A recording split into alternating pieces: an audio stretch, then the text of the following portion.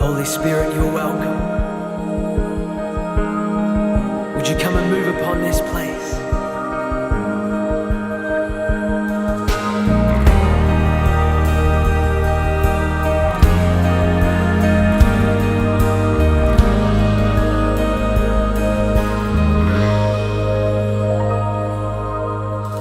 All it takes is one moment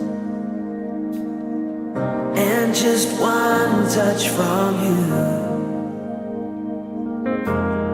I put aside all distractions, 'cause I came for you. I came for you. Salamat Panginoon sa iyong dakilang presensya.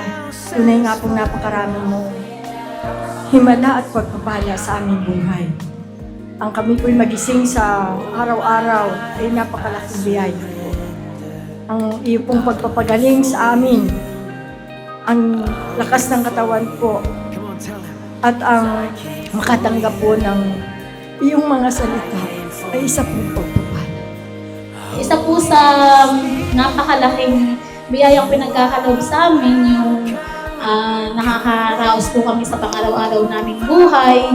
Mayroon man dumating na mga pagsubok na dumadaan sa bawat isa sa amin ay nalalampasan po namin sa awa po ni Lord. Sa tulong din po ng aming Pastor Kelvin na gumagabay po sa aming lahat.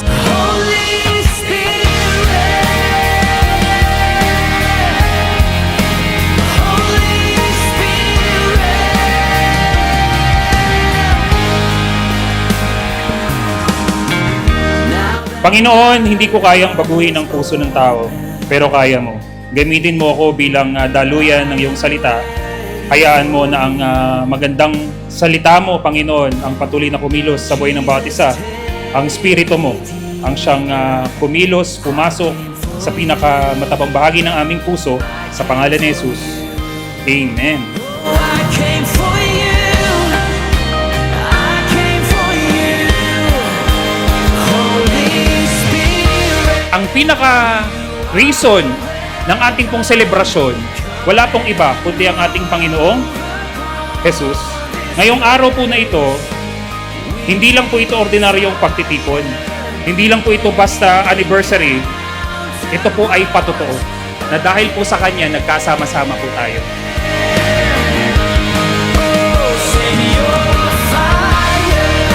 Release your power. So we'll never be the same. 'Cause we desire an encounter once again.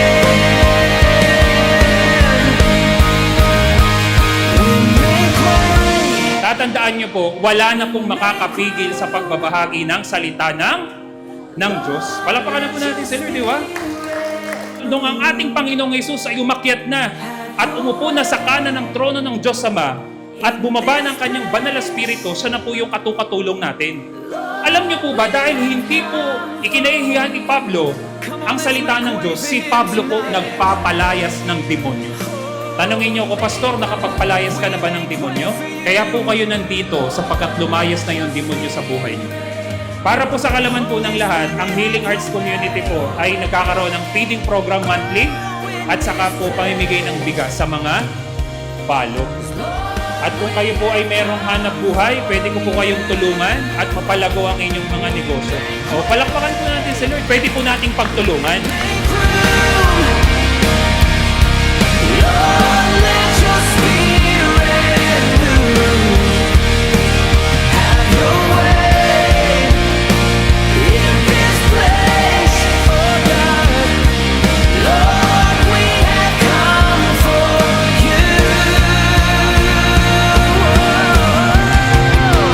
Holy Spirit, you are welcome. Come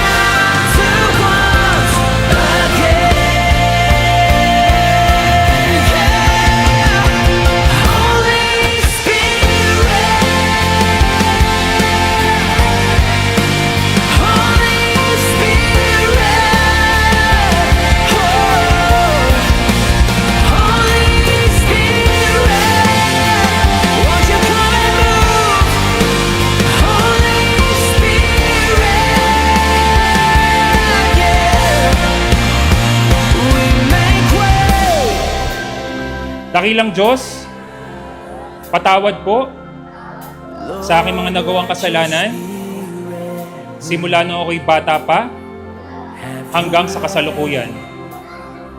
Linisan mo po ako ng iyong banal na dugo mula ulong ng talampakan at umaamin na kapag kahiwalay ka sa aking buhay, wala po akong magagawa. Marami pong salamat sa kaligtasan ng aking kaluluwa. Mula po sa oras na ito, ay binubuksan ko ang aking puso. Iniimbitahan kita na pumasok at maghari sa aking buhay.